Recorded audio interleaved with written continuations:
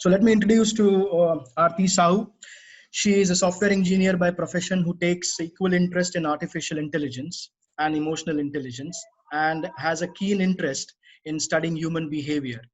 She is a technical trainer, an ICF certified emotional intelligence coach. She is a Six Sigma Green Belt certified professional, and she believes that perfection is merely a perception and hence a myth. She strongly believes in the mantra of coach thyself and wants to help individuals with the same concept that that they can then self coach themselves. So without further ado, let me hand the session over to Aarti Sahu, and I'm sure this is going to be yet another wonderful session as a part of the Dream, Believe, Achieve initiative by AD's coaching. So over to you, Aarti, for emotional intelligence getting into the roots. Please. Yeah. Thank you, Avinash, for the lovely introduction. It feels great to be here, and I'm grateful that you invited me.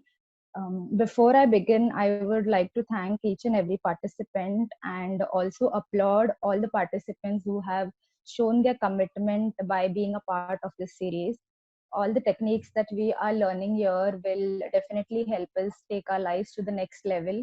And those of you are already a part of the group and who know Avinash, and I am sure they must be having a great time because he's one of the best coaches whom I have ever known. So I hope we have a wonderful discussion ahead. So let me just share my screen. Is the screen visible, the PPT? Yes, we are able to see it, Aarti. Yeah, thank you. Yeah, so the topic that I will be covering today is emotional intelligence. So we'll be starting with why emotional intelligence is an important skill, especially in the current times, and the different components of EI, and two of its components, we will be covering that in detail. So let me start. So on the screen, you can see there are two reports. The one on the left hand side is the Future of Jobs report by the World Economic Forum, and the one on the right is a report by LinkedIn Learning. So if you check the report by the World Economic Forum, that they are the top 10 skills which are the future workspace skills in 2020, and emotional intelligence stands at the sixth. And if you check the list in 2015, emotional intelligence didn't even feature in the list. Coming to the LinkedIn report, the top 5 soft skills that we require, and I personally believe that soft skills are the power skills that help us navigate through the challenges in our workplaces or life in general as well. So, emotional intelligence stands at the fifth position. And it is a newly added, it's a new addition in the 2019 report of LinkedIn Learning, where the skills companies require the most. Emotional intelligence was not there. So why is it that organizations have started to realize the importance of EI, especially in the current times? So organizations these days are talking about something known as self-driven and purpose-driven organization. So until and unless each and every employee of the organization is not aligned with his or her own passion or purpose, it will never be possible to achieve a truly 100% self-driven, purpose-driven organizations. We also have organizations following something known as the agile culture, and we know that it is more than a process change, it is a mindset change in its true sense.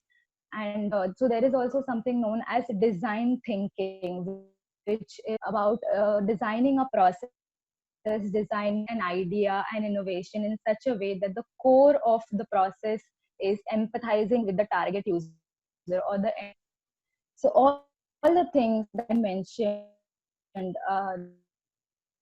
mindset change, driven, all these are somewhere related to one or more components of EI, which is why EI is a necessary skill, which the reports also and people in general in practical also we realize that it is something which is the need of the hour. So businesses these days say that we are currently living in something known as a VUCA world. where V stands for volatility because problems are changing at an ever faster rate than before. It is uncertain, things are uncertain. So, especially if we look around during the COVID-19 pandemic, be it a developing country or a developed country, and organization, be it an SME or an MNC, or the richest or the smartest of the leaders today do not have absolute answers to how things are going to transform. We all know that things are going to get transformed, but how, none of us have the answers. And this uncertainty, this complexity, so for problems are complex, one size fits all, that approach is not going to work. And ambiguity, again, there are so many possibilities, and we do not have historical forecast and past data to rely on so that we can think that, okay, this will help me provide better insights. So that is why decision making is tough. So this is going to be a new normal. And they say that the COVID-19 pandemic is the beginning of a VUCA world. And 2020 marks the beginning of a new decade. And experts say that we are going to witness something known as a behavioral disaster wave. So, how do we protect ourselves from being a victim of this behavioral disaster wave? So, they say that you need a VUCA leadership to counter a VUCA environment. So, for volatility, we need a visionary leadership. For uncertainty, we need in depth understanding of the root cause of the problem. So, and complexity, we need more clarity so that we are able to do the root cause analysis, the cost benefit analysis, and take wise decisions. Again, ambiguity, you need to be agile. We need agility. Agility in the sense that the ability to break down complex problems into simpler ones and being able to forecast even when things aren't very clear, which definitely requires in-depth understanding. So, be it supply chain, inventory management, marketing, sales, everything is going to change.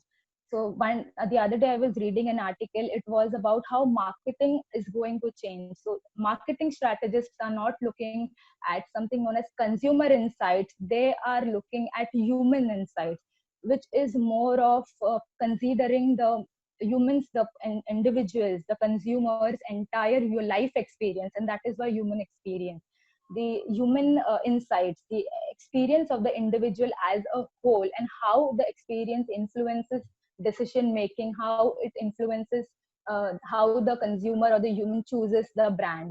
So that is about human insights, and they have something known as emotional listening plan in place.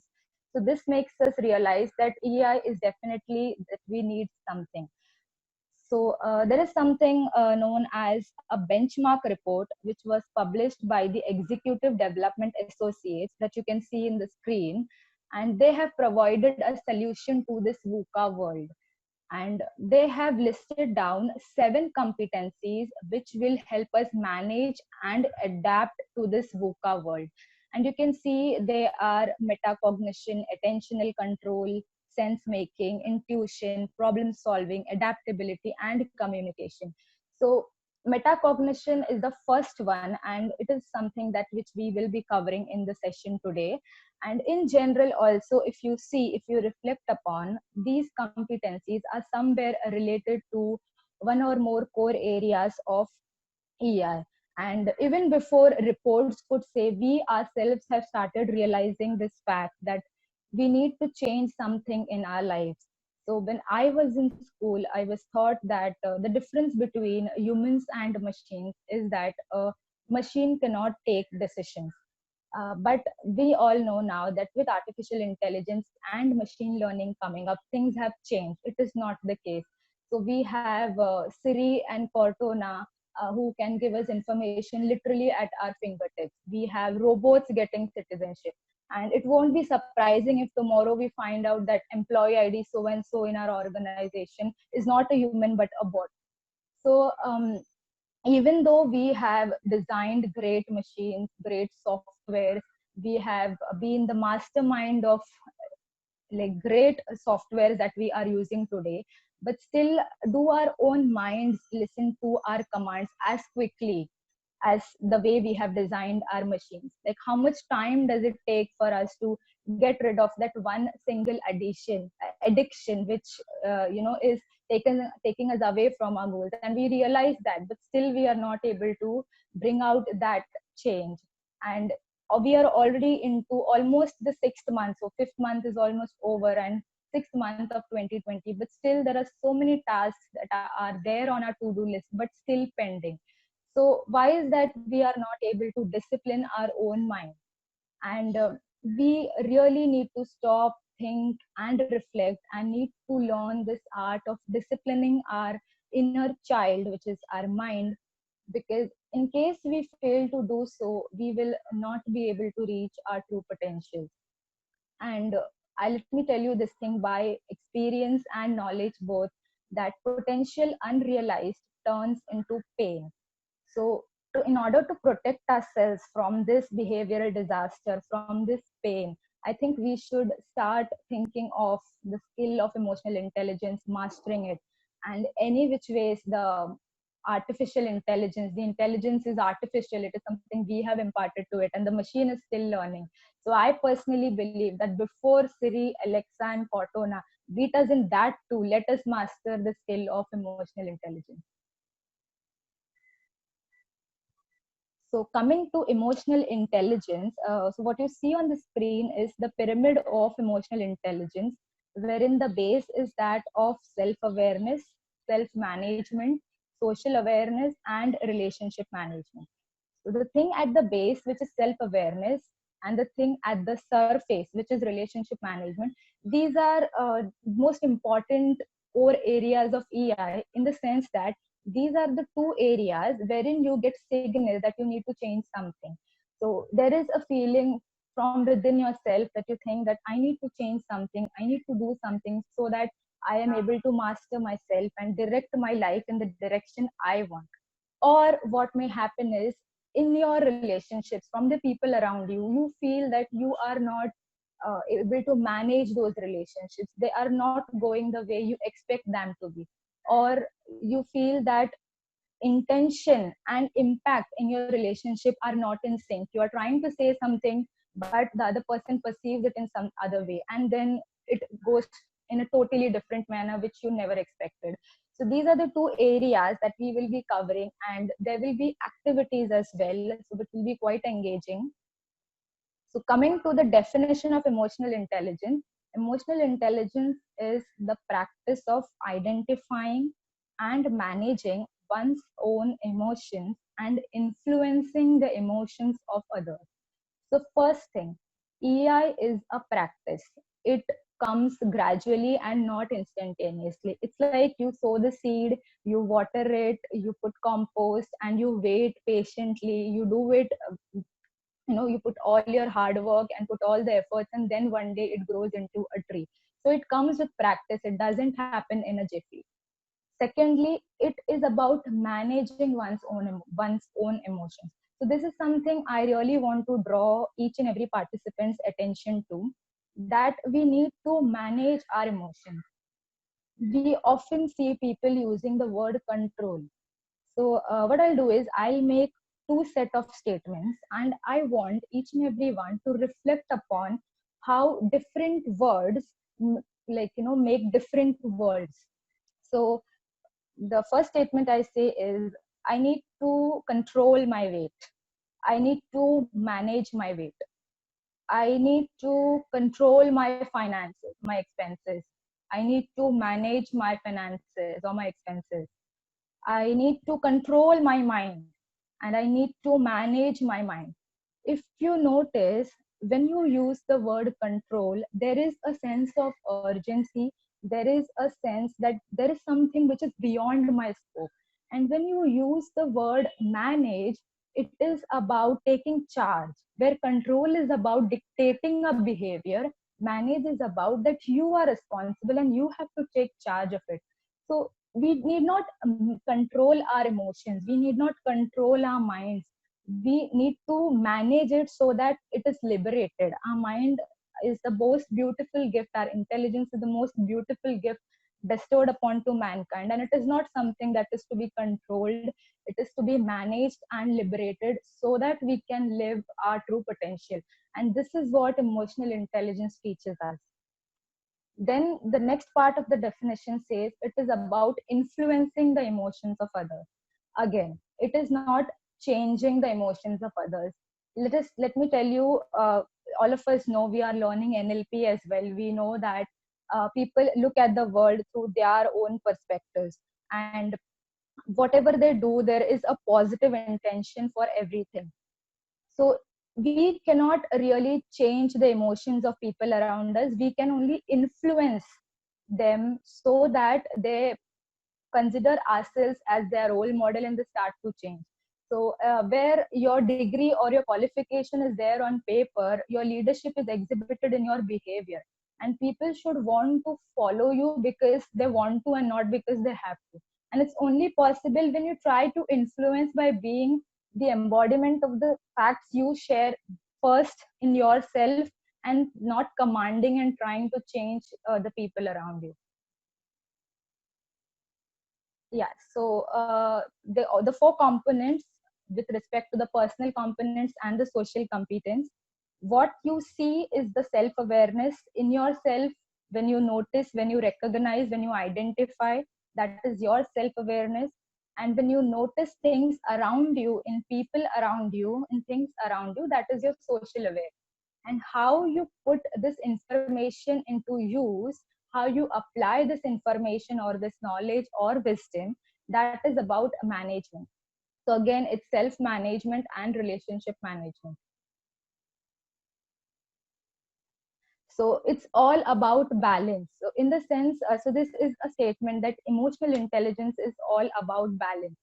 So if there is one thing which differentiates you from the person you were 5 years back, and the person you are today, and the person you will be after 5 years, or let's take a smaller time frame, you were the person you were 1 year before today, and the person you will be after a year. So the only thing which differentiates you, the only thing which makes you the person you are today, is decisions. The decisions that you have taken in your life has made the person you are today. And if I were to ask you, do you always take rational decisions, or do you always take decisions on the influence of your emotion? Answer is most probably no. Most of the times, our decisions are a combination of rationality and the inputs from our emotional brain. And emotional intelligence is just this. Emotional intelligence is striking the right balance. It is the juncture of emotion and cognition. So as you can see in the image, there is this rational mind and the emotion mind, and the mutually exclusive part is the wise mind. So a wise mind is one who takes data from both the brains and is able to apply them. There is no rejection for any data that is coming from either of the brains.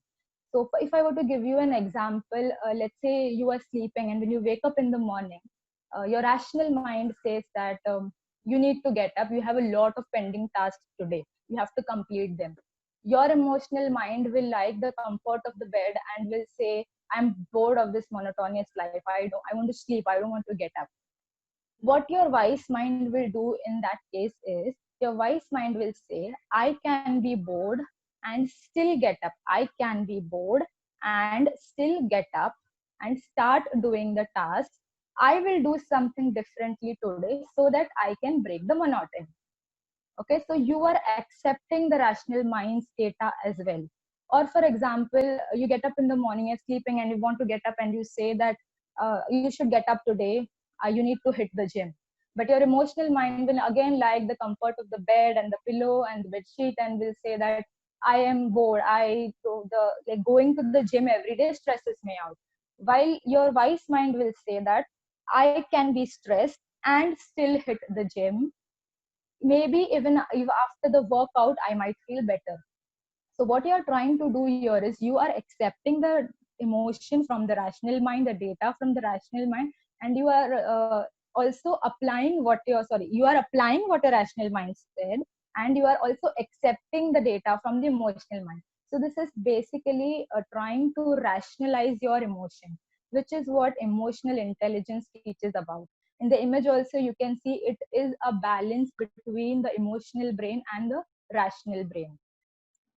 I think, So moving ahead. Yeah. Aarti, mostly the challenge is, I mean, while we conceptually Mhm. understand that, well, Yeah. rational mind and the emotional mind, just getting Yeah. into that wise mind is Yeah. sometimes a bit of a challenge because, as you said with the example, that when we get up in the morning, while the rational mind would say, yes, you have to get up and hit the gym, while the emotional Mhm. mind would say you have to go back to sleep or just rest for more time to get into Mhm. that mode of wise mind. How does, I mean, what's the trick to get that balance? Because Mhm. while we understand the concept, it's important that Mhm. we get that balance right, isn't it? Yeah, that's a very great question, Avinash. So yeah, that is something we also, all the concepts that I'm going to share is something probably all of you must be knowing. But the challenge is being able to wisely do those things. We getting data from the rational mind as well as the emotional mind, but being able to apply it.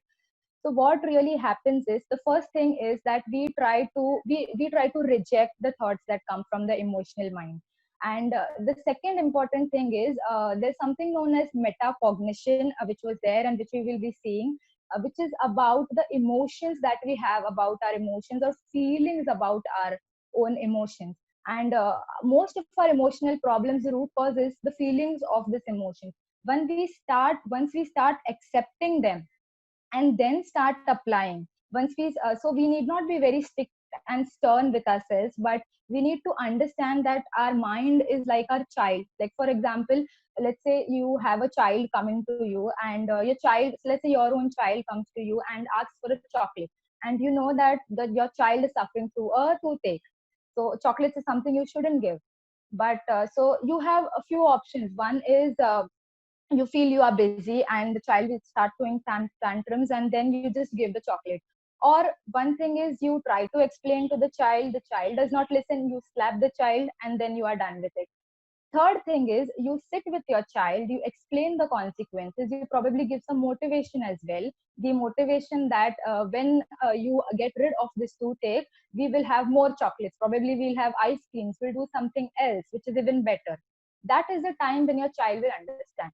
So in the three example cases that I mentioned, first case, you were busy and you gave the child a chocolate. What happened? Your time was saved, you were busy doing something, you did not give that much attention to the child, but the child ate the chocolate, which is not good.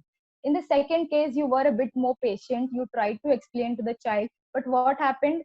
You did not have that much patience to make your child understand, and you slapped. The child was quiet, he did not ask for a chocolate, but somewhere your relationship was disturbed.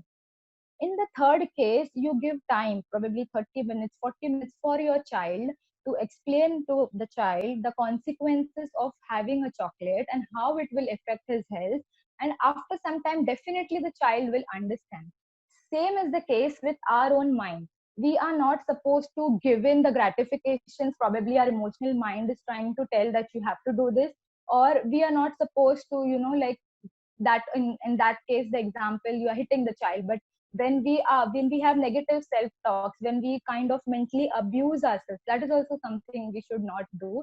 The third thing is, sit with your child, accept it, create the amount of self love, and then create the kind of behaviors you want. And so yeah, so that is how. First is, you need to give your child, your inner child, which is your mind, the time and space it requires for healing, and you need to listen to it. Imagine someone coming to you and you say, I'm busy, I don't have time. So that is what we do. And when we have some disturbing thoughts, we say, I have a lot of time, I'll attend to it later. Ignoring is not the solution, especially in case of self discovery and self creation. We need to address those thoughts and then apply our knowledge so that it becomes wisdom and we become wise. Thank you so much, Aarti, for that. Yeah, yeah. Thank you, Avinash, for the question. So I'll move ahead. So Uh, any just emotionally just before we yeah, move, Aarti, yeah, uh, yeah. is do others have any question? Please feel free to ask Aarti, just to make sure that we are all on the same page. Any questions so far? If you have any questions, also feel free to put it in the chat so that we can answer as we go forward. Go ahead, Aarti, please. Okay, fine. Thank you. So, an emotionally intelligent person, before anything else, is definitely an emotionally literate person. So, emotional literacy is the ability to express your feelings with specific words. You should be able to identify your emotion, and you should be able to label that emotion or name that emotion. In coaching, we call it as you name it to tame it. So, you identify what you are going through, you name that emotion, you claim that emotion, in the sense you accept that emotion. As I told you, you do not reject it, you address it, and then you tame it. So since we are talking about emotional literacy, we will also go a bit deeper and try to understand the difference between emotion and feeling. So there's this whole cycle which is external stimulus and emotion and feeling. So let us say you're walking on the road and you see a lion coming by. A lion is passing by and you're walking on the road. The moment you see the lion, what happens is, so the lion over here is the external stimulus. Stimulus can also be internal, like our own self-talk. But in this example, we are considering an external stimulus of the lion. The moment you see the lion, our brain takes around 1/4 seconds to identify the trigger, around 1/4 seconds to release the chemicals in our body, which are unconscious physiological responses, which are known as emotions. And these chemicals are not only released in our brains, but also in our bodies. And there is a feedback loop which is formed between our body and our brain.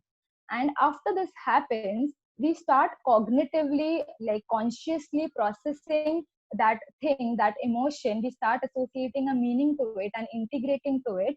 And we say that we create a thought that there is a lion and I need to run in order to save my life. So what happened in our body in terms of physiological, those chemical responses, was emotion, and the cognitive processing that happened, that was feeling. So the feelings are conscious while our emotions are not.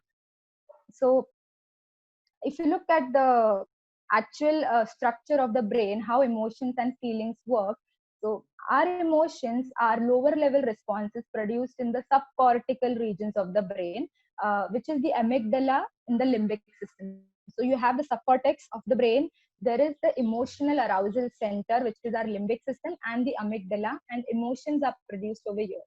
We then have our feelings, which are produced in the neocortex. And as I told you, emotions are subconscious while feelings are conscious. And what do emotions do? Emotions are like physiological response to any stimulus, and feelings are expression of emotions. They are after you associate a meaning to it, after you let the emotion soak in. So as I told you, feelings are conscious, and as you can see, it's written that feelings are expression of emotions, and they are based on. So feelings can be different as to a situation. And I would like to give you an example, the same example. So initially, when you saw the lion, you ran away. Now imagine you are in a zoo and you see that the lion is there inside a cage. You look at the lion, 1/4 seconds for the brain to identify the trigger, another 1/4 seconds for probably the emotion to get released. But as soon as this happens, you start consciously cognitively processing that thing, that emotion, to get released. But as soon as this happens, you start consciously identifying that the lion is in, and you do not run. So this is how our feelings are conscious and emotions. And physiological responses, they can be measured via brain activity or via blood flow or even through our body language, while feelings cannot be measured. That's why we say that EQ, we measure our brain activity, that we have the electroencephalograph, EEG. We have EQ, we do not have FQ, because it's emotions that can be measured.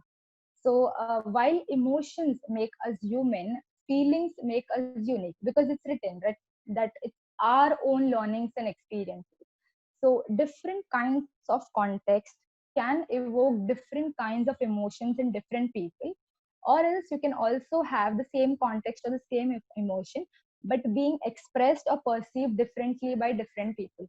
So for example, So all these things which I'm sharing about associating meaning and integrating the emotion is part of a branch of neuroscience which is known as neurosemantics.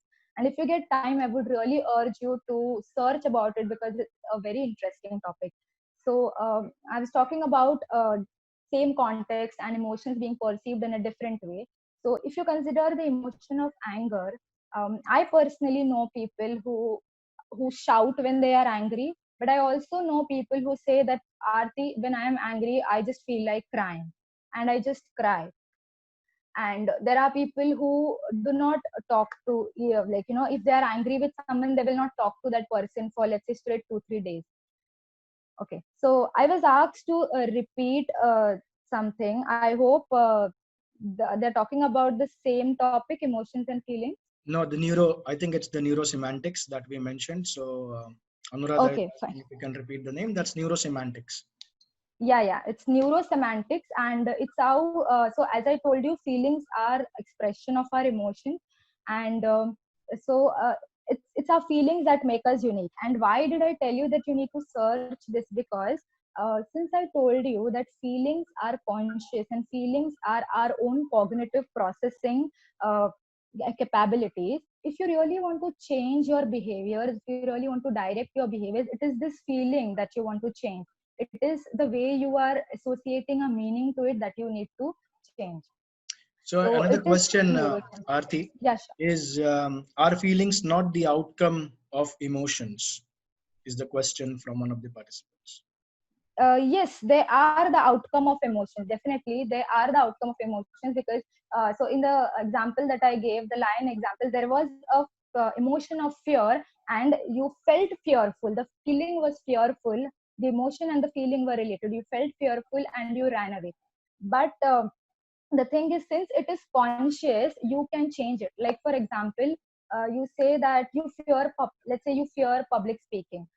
So when you go on stage and you see people, so if you go on an empty stage where there are no people out there, you say that you fear stage, but if there is no one, you won't fear, right?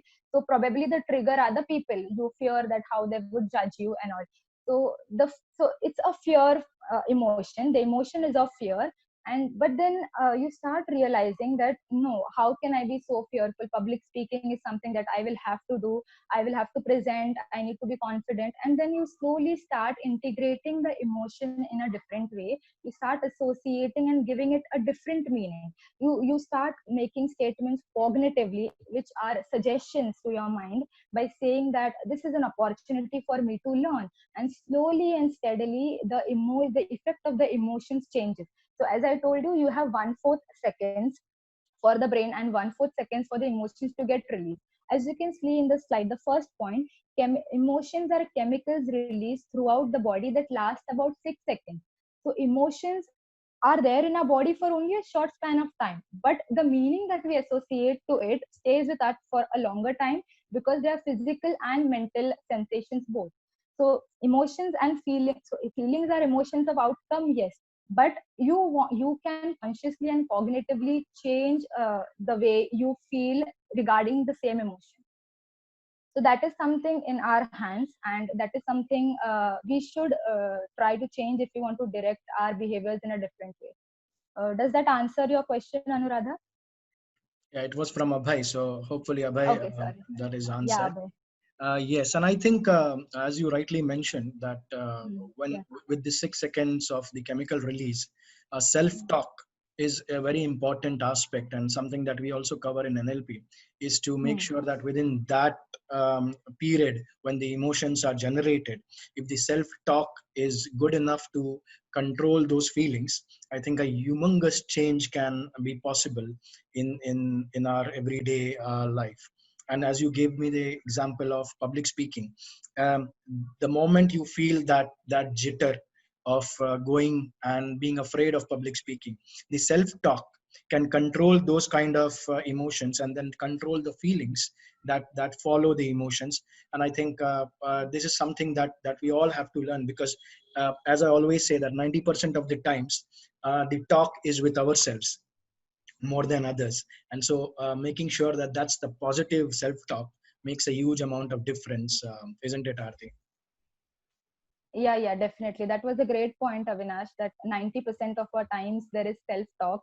And even glad that you shared it with us. And like every one of us, we always try to change things outside. We try to change our words outside. But if now having this fact that 90% of the communication goes on inside, we'll definitely work on that. And then we will see things change around us and within us, definitely.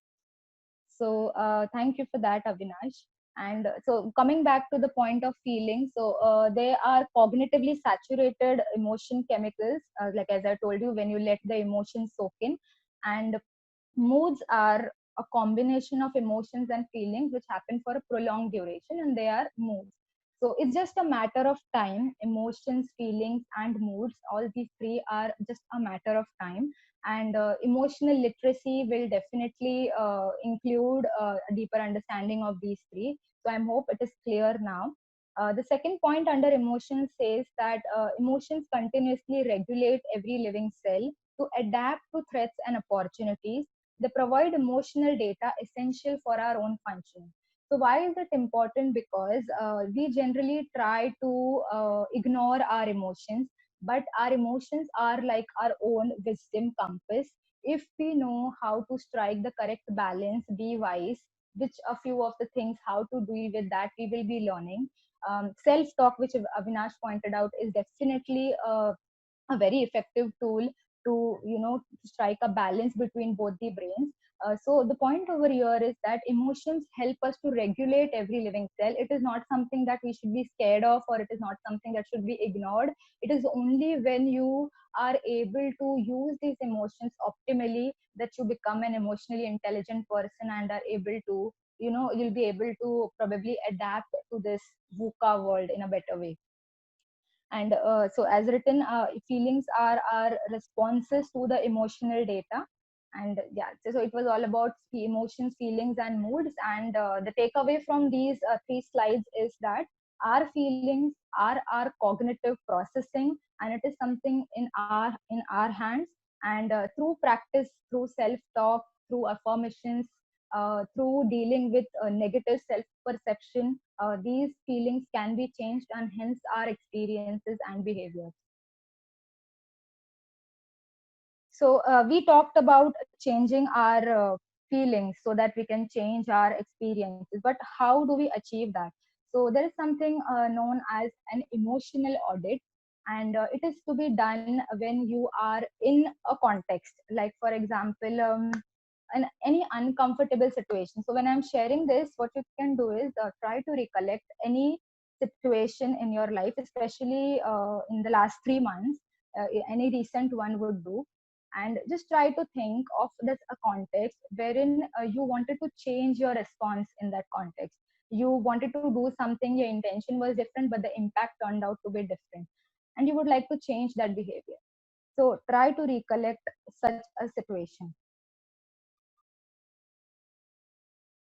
Once you are able to recollect the situation, what you're supposed to do is, so the first point is know yourself, clearly seeing what you feel and do. So remember that context and try to answer three questions that I asked. First is, what were you thinking? What were your thoughts in that situation? Next is, what were you feeling? So there were some thoughts, and what were the feelings around because of those thoughts? And your own emotions come in your way. So since you have recollected this context, that means definitely there was some behavior of yours that you wanted to change, a response of yours that you wanted to, and that is why you have this context recall. So how did your emotions come in your way? Try to answer that question. Once you have answers to these three questions, you choose yourself in the sense, and how can I do it differently? You choose yourself doing what you mean to do. Instead of reacting on autopilot, these competencies allow you to proactively respond, answering these two questions: what do I want to do differently, and how do I do it? You can even write the questions which I'm saying, so that later on you can refer to it, and when you are in the context you can definitely do this. Once all these four questions are answered, at last yourself the last point, doing it for a reason. So for example, if you have recollected a context of an argument, you give yourself a purpose, that why do you want to change this behavior. Probably because you realize that winning in the argument or being the right person in the argument is not important, but the relationship and my mental peace matters more. So give the how becomes easier. So what, how, and why. I would the questions again for those people who want to note it down. And it is something you do when you are in an uncomfortable context and wherein you want to change those feelings around, those emotions going inside you or around you. So the first question is, what were you thinking? So when you are in it, you will it in the present tense, like what are you thinking? What are you feeling? Yeah, thank you, Avinash, for putting it in the chat.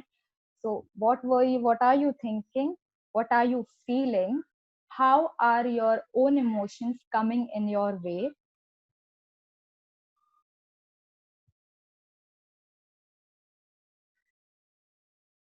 What do you want now? What do you want now? And how do you want to achieve that? How are you going to achieve that? Like probably not arguing, probably accepting, probably listening to the other person, probably letting go the ego. So what and how are you going to achieve that? And at last, why do you want to do that? Why do you want to modify this behavior? When you have the why in front of you, the how definitely becomes easier.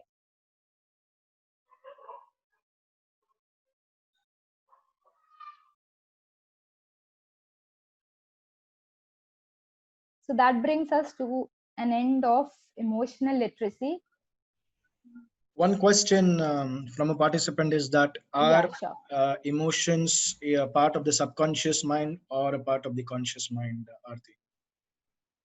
They are a part of our subconscious mind. They are non-conscious physiological responses, as you can see in the Yes. line of emotions, in the column of emotions, subconscious, and it is non-conscious changes of the somatic state. It is non-conscious. Right. You have a primary emotion and a secondary feeling. Okay. That's the cycle. Great. Thank you. Yeah. So self-awareness is the core of EI, the crux of EI, and the essence of EI, one of the most important tools for self-development and self-mastery. So I would like to share one incident over here. It is something that happened with me when I was around 8 or 9 years of old. So the thing was that our teacher, a school teacher, gave us an activity. She gave us a list of seeds that we need to grow. She told us to sow the seeds, grow the plant, and bring the plant to school after around a month. And it was our environmental studies activity, and we were supposed to be graded on that. So from the list, I had a friend, Seema, and my friend Seema and I decided to choose mustard seeds from the list our teacher had given us. So I came back home and I told my mom about this activity. She immediately gave me a pot full of mud. She took some mustard seeds, she put them in the soil, and she covered the seeds with the soil. And she told me that you need to water this plant every single day. And I said, yes, I'll do that. So I started watering the plant, and after a few days, I saw that there were small little branches and tiny little leaves coming up, and it was like seeing my own baby grow. And I still remember that I had named that plant as Pratham, because Pratham means first in Hindi. So it was marking the first plant that I had ever grown. So I was really happy and excited about it, and I used to like water it religiously every single day. After around 10-15 days, I noticed that the little branches of the mustard plant had started to droop down, and the leaves were also losing their shine. Worried about my plant's growth, or rather Pratham's growth, and obviously my EVS grade, I went to my mom and asked her, like, what is the reason? Why is my plant become like that? So she came back and she asked me that if I'm watering it every day. And I said that I am watering it every single day without fail. So she thought for a while and she asked me, how are you watering the plant? And I brought the mug from the kitchen and I showed her that I take this mug, I pour the water inside the mug, and I make sure that each and every leaf of this plant is drenched in water. So she laughed. My mom laughed and she told me that, Aarti, that is not the correct way of watering a plant. And I was like, is there any correct way of watering a plant? I didn't know. So she told me that you are supposed to water the roots of a plant and not the leaves. So what I had done was I was actually watering the leaves, and since the pot was very small, the leaves were actually dropping out. They were the crown of the leaves are actually outside. And since I was only watering the leaves, the water couldn't seep into the root. And due to that, things were good for the initial few days. But later on, since there was no water, my plant started drooping and the leaves had started drying. So I went to my friend Seema and asked her, like, how does she water? And she said that she waters them at the root. And I also noticed that Seema had used a thread around the little branches of the mustard plant. And she told me so that the plant could stand straight, she had used the thread. That day, I learned two lessons. First is you are supposed to water the roots of the plant. Second, if you want to stand straight, you need some support system. So, reflecting upon this incident, that time the 9-year-old me did not know the correct way of watering a plant. But if we see, aren't we also doing the same things today?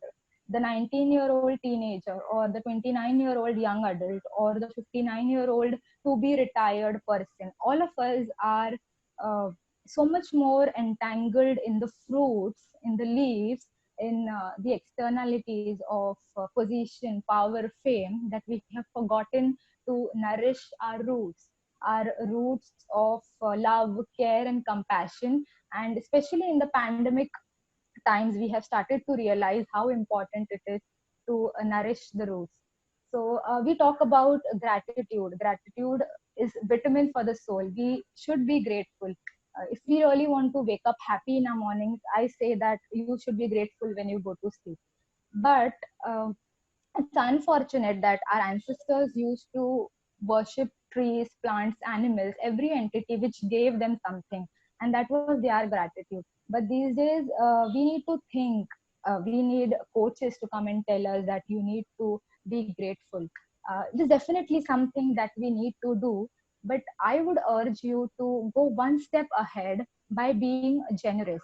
So when I make statements like, I am grateful for my body, I love each and every cell, muscle, tendon, fiber in my body.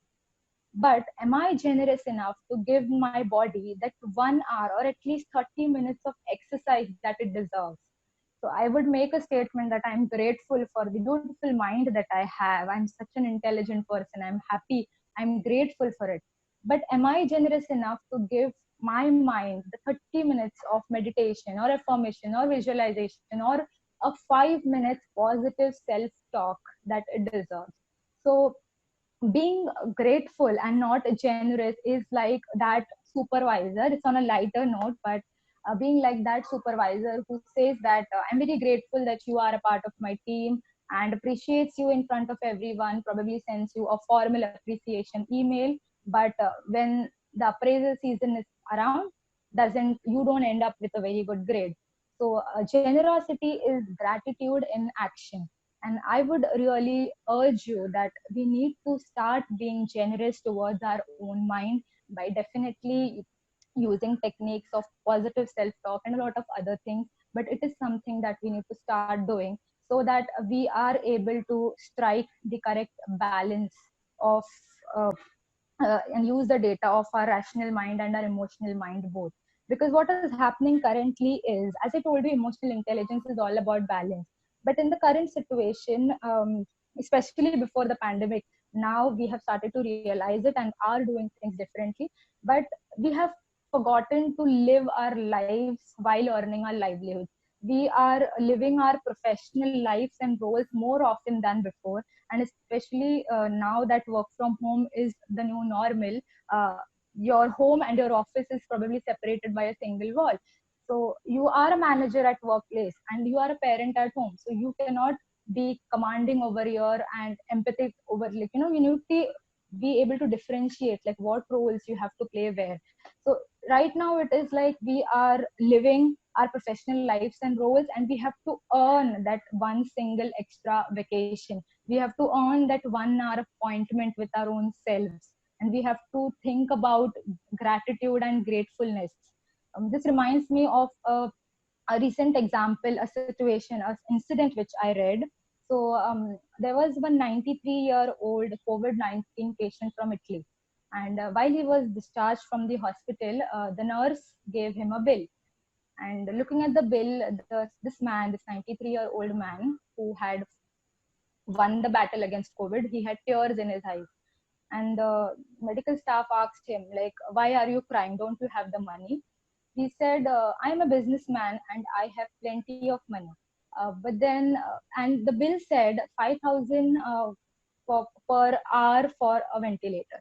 And he said, I have plenty of money. I am a businessman, but I'm thinking, how much do I pay to the Almighty who has given me this breath free, this oxygen free of cost?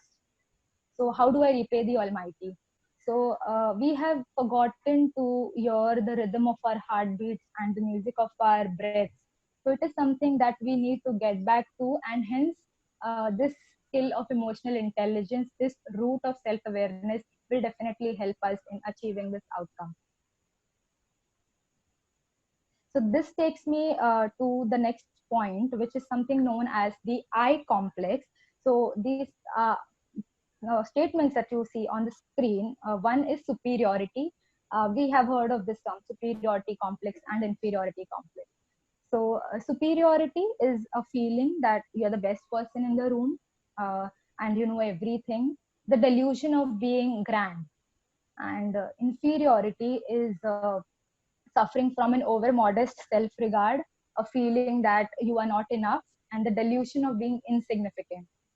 But there is a different space altogether within us, and trust me, we have operated from this space, which is known as the interiority. And it is the only space where there is no comparison and no competition. If I were to tell you to name that one person, so we have 7 8 billion people on the planet right now. If we have that one single person who is exactly like you, will you be able to name it? No. That's because we are unique. And unlike superiority and inferiority complex, interiority, the core space of interiority, is simple, it is enriching, and it is empowering. Correctly, as one of our participants has said, that we needed a virus to make us realize about our potential. But I would like also to add, thank you for bringing that point. I would also like to add that if an invisible virus can shake the world, then our thoughts, which aren't visible, they are just energy. Our thoughts, which are metaphysical, yes, they also can, like a faith on our own self that we can also change the world. So we have now started to realize the power of the invisible. So talking about interiority again, so as I told you, there was a time when we operated from the space of interiority. So let's say you go to a classroom of 3 4 year olds and all toddlers sitting, and you ask a question: who is the strongest in the class? More than 50% of the kids will raise their hands. Fast forward a few years and you go to a classroom of around 7 8 year olds, and you would ask us the same question: who is the strongest in the class? And the hands raised will be less. And you will also might also notice that someone will stand up and say, Rohit is the strongest in the class. This is because when we start growing, we start looking at benchmarks, we start developing perception about ourselves. That comparison factor comes in. In short, when we start growing up, we become less good at being ourselves. There is a difference between being, observing, and then becoming, and then doing. It is more of having and doing, and we have like really lost that being and that core space of interiority. So once we start operating from this core space of interiority, um, managing ourselves, our emotions, and our relationships definitely helps. Vinash, would you like to add something to it? No, it's I'm fine with this. Great, thank you. Any of the participants? Any questions?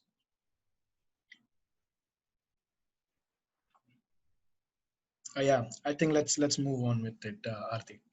Yeah, so we will be doing a small activity. We need a paper and a pen for this activity. So basically, you need to draw your own tree of life. So as I told you, I was talking about the roots and the strength, something that I had realized. So you draw a tree, write down your values in the roots, your supporting resources as the ground. The earth is your supporting resources. So you can write your parents' name, your spouse's name, and the roots you mention your values, something which you always abide by. So you can write honesty, trust, your values in the roots. You can write your strengths on the trunk of the tree, and you can write your developments on the leaves of the tree.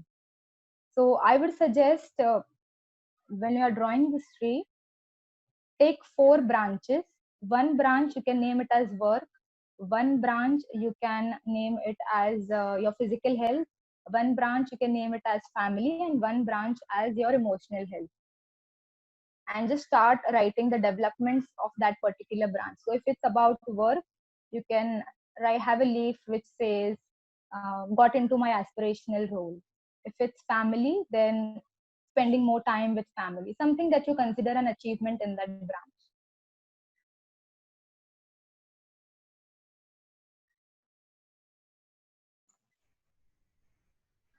So we have work, family. What are the other two branches, Aarti? Physical health and emotional health. So physical health, you can write that started exercising or journaling, or and emotional health you can include whatever you are doing as part of your practice, like it can be affirmation or visualization or meditation, or even 5 minutes short positive self talk. Correct. And the brand and the main trunk of the tree is stands for our strengths, right? Yes. Okay. And the roots have the support resource. Yeah, And, roots are the values, mhm. and supporting resource will be the people who support us. I have some samples, this might help. Yeah, great. Okay, excellent. Right. So I think this requires a little bit of again, um, Introspection. yes, introspection. And Mm. what we can do is we, of course, a recording will be shared, and I think Yeah. it's a good idea to just have the skeleton drawn, and then Yeah. the introspect. And after the session is over, probably people may go back, and because there I see a lot of leaves there, and Okay. it's a good thing that people spend some time introspecting Mm. and get Mm. this exercise done. Um, Yeah, sure. yeah. Yeah. So, yeah, as Avinash said, the recording will also be shared. You can refer to this slide and start filling your own tree of life.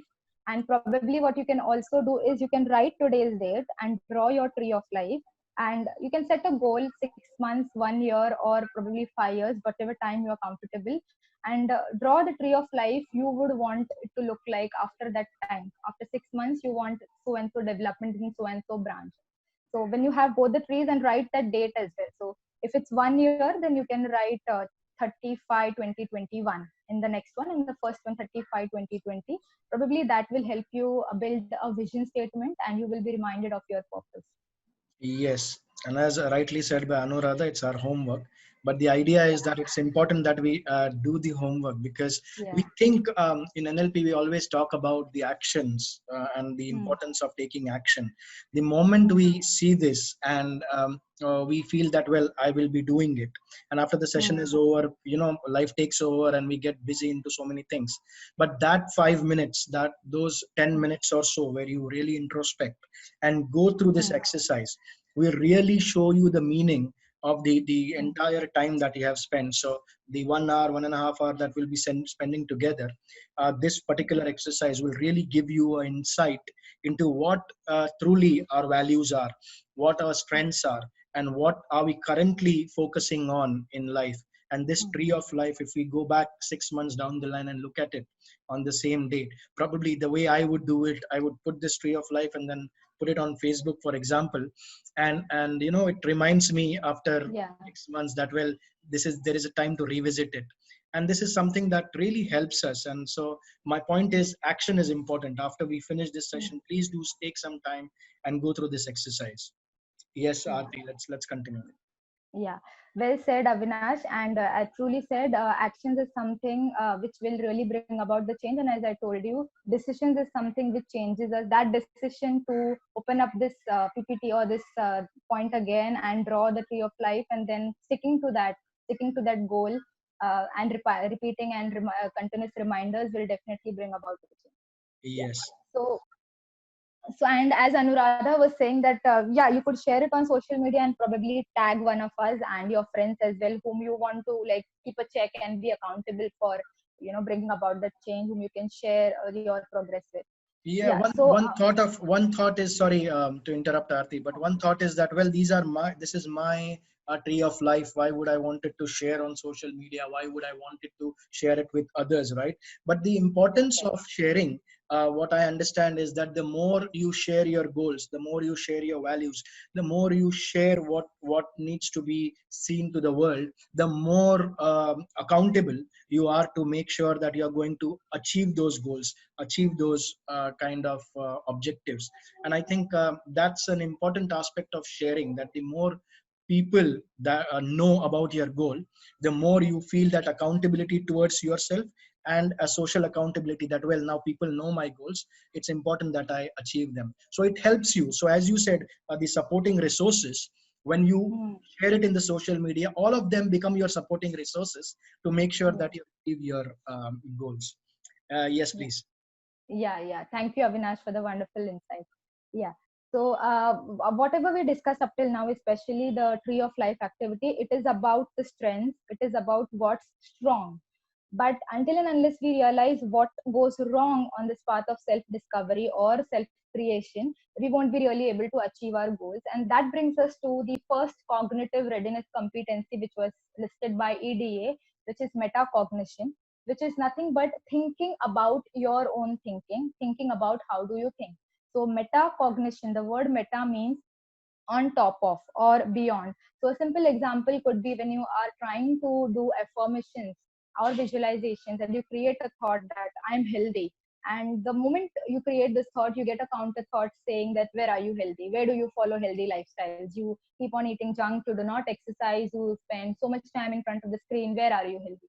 So the second counter thought that comes, that is known as metacognition, and the emotions that are around that, so they are secondary emotions, they are emotions about our own emotions, which is known as meta emotions. And as I discussed before as well, that emotional problems, we say that the problem is because of the feelings about our own feelings. So um, you also must have experienced it sometimes. We have a particular feeling and we start feeling guilty about this feeling. So this guilty feeling is an add-on to the existing feeling. So if we don't have that secondary feeling, probably we'll be able to focus more on the road. But the secondary feeling doesn't really help us and it becomes an additional burden. So for example, you are helpless and you feel angry because of that helplessness. And now you actually have to deal with both these emotions. So this cognitive, metacognitive thoughts, the secondary emotions or the secondary feelings that we have, I call it as the contaminated thinking. And broadly, the causes of these contaminated thinking can be categorized into three categories. One is past experiences, self perception, and cultural beliefs. So, the very first one, past experiences. So, for example, so all these techniques, the three categories of metacognition, these are will help you when you are practicing techniques of NLP, law of attraction, or affirmation, visualization, hypnosis. When you are doing all these things, when you are giving auto suggestions to your mind, but you have secondary counter thoughts, these are ways to deal with those thoughts so that you can truly apply the technique of NLP or law of attraction and you get the results faster because there is no contamination. So we'll be looking at the root cause of this contamination. So the first is past experiences.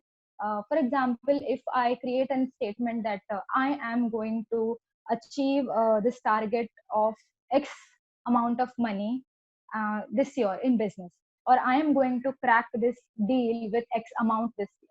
And the moment you create this thought, you have a secondary thought that you have not been able to do it in the past, and because of the COVID-19 situation, this is an impossible thing. So what you need to do over here is, first step is to detach yourself from the thought, to not judge the thought, to look at the thought as an observer, you know. And when you have this thought, what you should try to understand, the thought said that you have not been able to do it in the past. Whenever you have such counter thoughts which are related to the past, I call my past as my wisdom box. I remember I told you your emotions are your wisdom compass. So you need to understand why is it saying that, you know. So what happens is our mind follows something known as the path of least resistance. It fears taking risk, especially our emotional mind, but our rational mind wants to take risks and achieve that outcome. So here you need to be wise. You need to understand where is that coming from. So here you explain to your mind that my past was my past. It is giving me lessons to learn, and life is to be understood backwards and lived forwards. If I do not, like, you know, initiate this business deal because I fear that something might go wrong, or I would not, you know, go for the startup that I wanted to start because I fear that it's a big risk, then I might end up living my past again. I am not using my wisdom from the past, and that is not what a wise mind will do. That is not what an emotionally intelligent person will do. So try to detach, try to make use of these emotions. Remember, our emotions are used for our own regulation. They are our compass which guide us. Use it like a compass which will guide you. Use it like a friend who has come to advise you. So try to understand and take a calculated risk, and don't just stop or like crib that my the results are not out there even when I'm doing those information, because these are the things that you need to also work on. So, self awareness is the ability to take an honest look at yourself without any attachment to it being right or wrong, good or bad. So, do not judge the past outcome or what you are going to do now as right, wrong, good, bad. Just try to understand. And a self aware person will use the lessons from the mistakes as well as successes and move ahead. You cannot sit and stick to that one point of your past and stop living forward. So that is the point of using the wisdom from your past. So your past, in short, the takeaway from the slide, past is your wisdom box. Then you have the concept of self perception. So self perception is like, when I give you the example that I am a healthy being, and immediately you have a thought that where are you healthy, where are you following healthy lifestyle. So over here again, be an observer, observe those thoughts and listen to those thoughts. Remember, I told you that some friend of yours comes to you and you decide to ignore. You say, I have a lot of time, I don't have time for you. This is not how we treat our inner child. This is not how we manage our inner child. We need to ignore it, address it and not ignore it. So when you have these thoughts, negative perception about yourself, I'm not good at this job, just check, be an observer first and listen to those thoughts. Be neutral and not negative. So remember the sky and the clouds thing. The sky is a very vast entity, and on a rainy day, the clouds cover the sky. But are they able to, limit the vastness of the sky or destroy the beauty of the sky? They just come and go.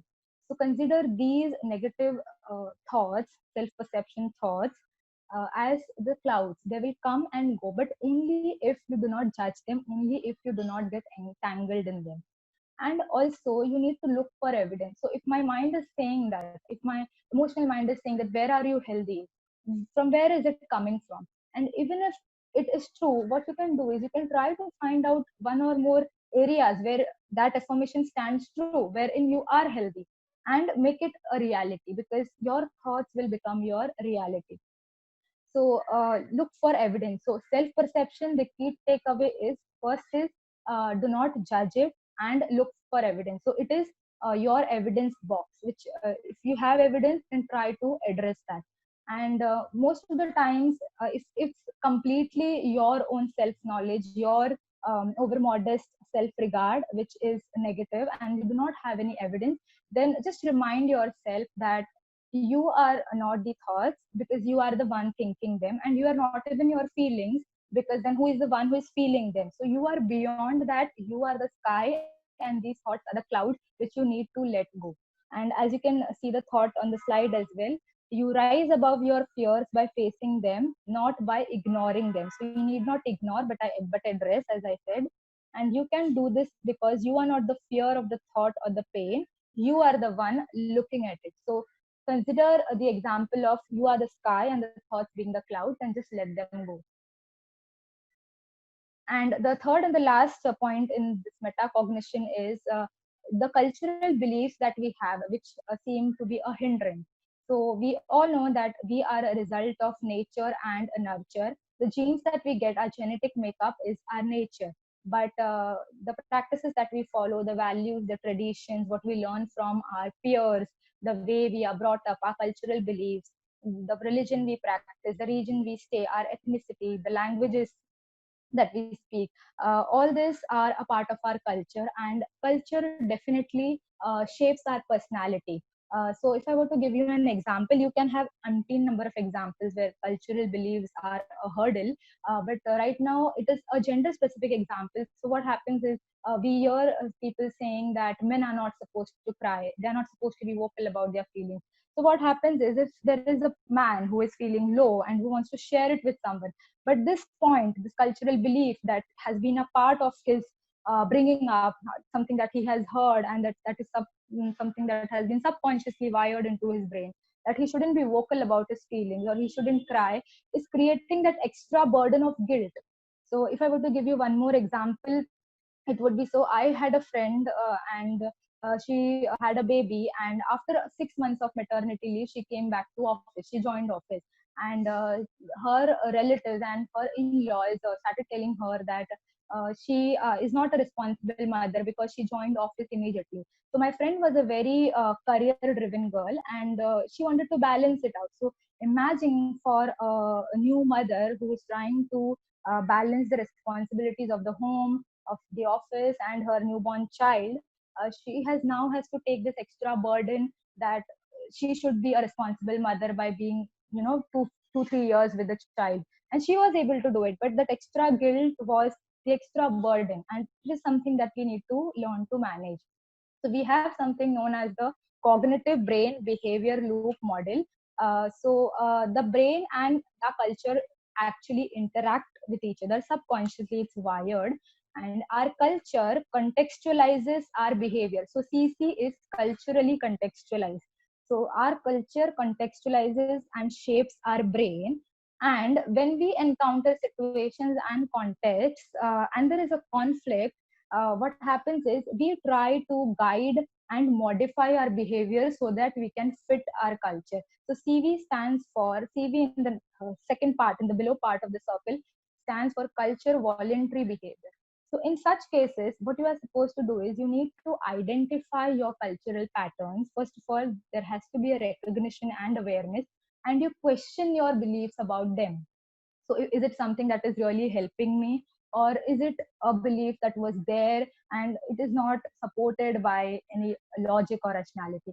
And most importantly, trust your intuition. So we all know that any situation, people will always have their opinions and they will keep on saying something. For example, this reminds me of the fact that when we were kids and we were asked to draw something on paper, so suppose if there is a circle or a box, any geometry figure, and if we colored it outside the box, we were told that this is wrong, you should color within the box. And when the same child after 20 years joins the workplace, and the manager will tell him that your proposal is fine, but don't you think you should think out of the box? So the thing is that people will have their opinions, and disapproval from anyone doesn't make you any lesser. And you just need to stick to creating a culture of transformation and staying true to your values, because if you are untrue to yourself, then you can never really be able to be true to people around you, and you'll not be able to do justice to the work you are doing. So trust your intuition. So that brings us to an end of self awareness. And we'll now cover a little bit of relationship management, which I told you is at the surface. So most probably the most important part of the session was self awareness, which I told you is the core of EI. And you need to commit yourself to being a more self aware person by following whatever you are doing, continuing with it, and probably that 1 hour of commitment for your own self. 1 out of 24 is 4.16%. So that is something you can definitely give to your own self. So coming to relationship management, again there's a activity. There'll be a few questions. You can note these questions down, and whenever you have time, you can reflect upon these questions, and they will help you in managing your relationships better. So this is, yeah, you have something to say, Avinash? Yeah, Arti, I'm just worry about the time. So we have 10 Yeah. more minutes. So if Okay. you could share those questions, and then people can Yeah, go sure. back to their answers based on their Yeah. available time. I think it would be Hmm. a good exercise for them to do that as well. Yeah. Um, I think for all the participants, I don't know if how many questions do we have, Arti? We have 7 questions. Okay, excellent. So it would be difficult for writing it down all the seven. So I Okay. think if you could share these questions, I will be able Okay. to share them on the group. Pay. Okay, Yeah.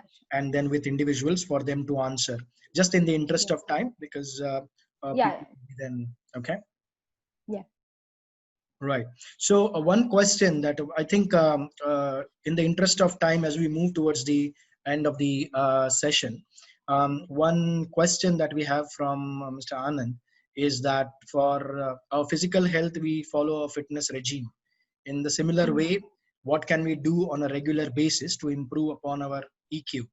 And if there are any simple steps. So while we mentioned that some of the things like asking ourselves those 4 5 questions that you gave earlier, what are you Hmm. thinking, what are you feeling, how are your emotions, and what do you want now, and why do you want to do it, is one takeaway for me, wherein in any given circumstances, these are a few questions that I would ask, and the answers would again let me question my beliefs and see what are the cultural associations to it, and if I may change them to change the situation. Any other small steps that you think that we could use in everyday life to summarize on how emotional intelligence can be used in practical ways? Yeah. So as you said, we can definitely practice that emotional auditing thing. And self talk is something which really helps. So just as you maintain a fitness regime, what you can also have is you fix an time for yourself. Just consider it as so we don't are not able to follow it religiously. What you can think of it as like, suppose you have an appointment with a friend or a meeting with a friend, you are definitely going to give that time. So fix a particular time, even if it's 5 minutes, 15 minutes. Start with 5 minutes, then 15, and then 30. Make sure that you are giving that 30 minutes to yourself. And then you can practice affirmations, you can, along with visualization. When you are doing affirmations, make sure that whatever you are thinking, you are also feeling the same. So if you are creating a thought that I am a powerful being, feel that power in yourself, feel that power radiating to your relationship, feel that power being there at your workplace, being shown in your workplace. So that is something that you can practice. But what I would suggest is, just as you maintain a fitness regime, as you said, make sure that you also flex your brain muscle by fixing an appointment and being true to it, like one particular time of the day, like 5 o'clock, from 5 to 5:10. This is time for myself, and I am going to do it. And we all know that you do something for at least you start with a week, you are able to do it for a week, and then do it for one more week, and 21 days a habit is formed. So just stick to that one thing, 5 or 10 minutes, and do whatever you are practicing right now. It's affirmations or self-talk, and it would help. Excellent. Thank you so much for that quick this thing, Aarti. There's one more question from Deepti. Yes. Any suggestions to maintain the compass of rational thinking? Suggestions to maintain the compass of rational thinking.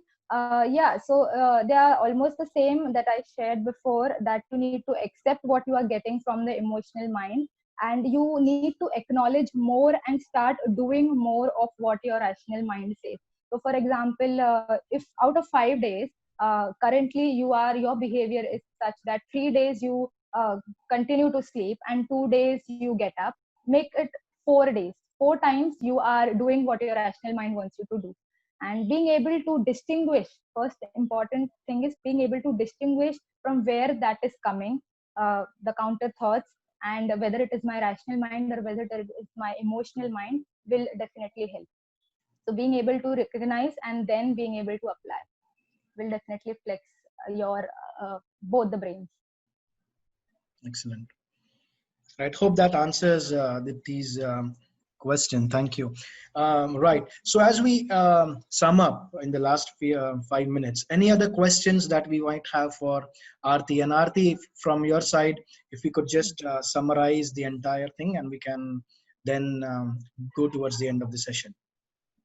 Yeah, so as I told you, the core of EI is self-awareness, and we really need to work on that. And I would really want to just emphasize on the thing that you need to, if you had to take some few things from this session, one would be that you need to give yourself that time, be generous to yourself. Being grateful only is not going to help. Being generous to your physical body, to your emotional mind, and fix that particular time. As I told you, 1 out of 24 hours is just 4.16%. And don't you think we deserve that much? Because we are going to witness something known as a behavioral disaster wave. And to protect ourselves from being a victim of that, it is something that we need to work on. So commitment of that. And as Avinash had pointed out, that 90% of our conversations, communication is our own self-talk. And in that 10-15 minutes or 30 minutes that you fix for yourself, working on that self-talk will definitely help. Excellent. That was really a wonderful session, Aarti, and I really thank you for the time and to be made available for sharing those wonderful thoughts. As we see in the chat also, people have liked the personal anecdotes that you have shared, and for the VUCA world that you mentioned. So thank you again, and we hope to connect with you again. We will share this recording of the presentation and also tag Aarti for that. Please feel free to directly connect with Aarti. Any last thoughts before we end the session? Please feel free to put it on the chat or just unmute yourself and share it with us. If not, then we are good to end the session with a lot of thanks to Aarti, and hope to see you again soon. Yeah, thank you, Avinash. And I'm really thankful and grateful to you for inviting me. And to all the participants, I thank you and applaud your commitment, because only when we start doing things. And I would just suggest that just start with one thing. It can be anything that you have always wanted to. As I told you already, into the 6th month of 2020, just start with the activity, because every activity has something known as an activation energy. Start with it and give the task the activation energy, and make sure that the task which is pending on your to-do list is ticked off very soon as possible. And thank you once again. I hope all of you all stay physically safe and psychologically sane as well. And thank you, everyone. Excellent. Thank you, guys, and see you soon on the next session, next Saturday at 9:30 a.m. on AD's Coaching. Till then, bye-bye. Bye, everyone.